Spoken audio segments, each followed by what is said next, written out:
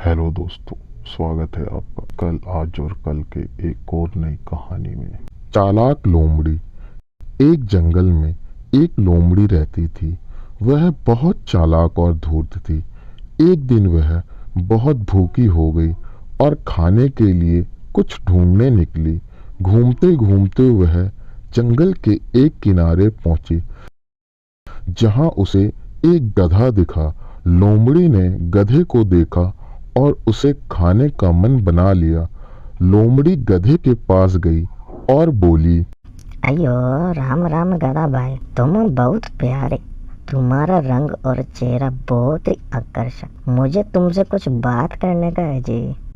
गधा थोड़ा सा खुश होकर बोला, अरे वाह भाई, तुम तो बहुत अच्छा बोल रहे हो। क्या बात है? लोमड़ी ने अपनी चालाकी दिखाते हुए कहा, अयो गधा भाई, तुमको मालूम है जंगल में सभी जानवर तुमसे जलता क्योंकि तुम्हारा रंग और आकार बहुत ही सुंदर।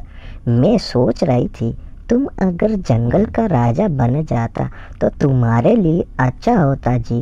गधे ने लोमड़ी की बातों को सुना और उसकी बातों में आ गया और मन ही मन सोचने लगा, अगर मैं जंगल का राजा बन गया तो सभी मेरा सम्मान करेंगे और सभी मेरी बात मानेंगे।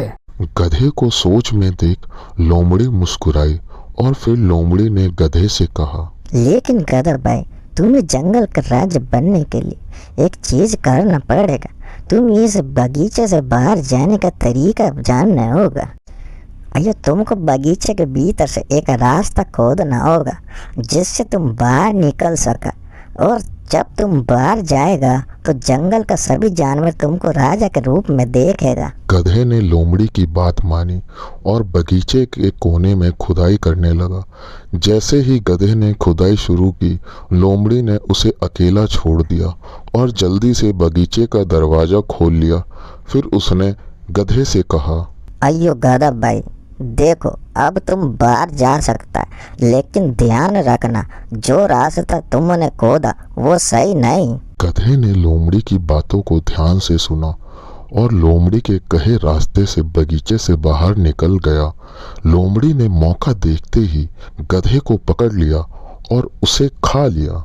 इस कहानी से हमें यह शिक्षा मिलती है कि चालाक और स्वार्थी लोगों की बातों में आकर किसी को भी बिना सोचे समझे कोई कदम नहीं उठाना चाहिए।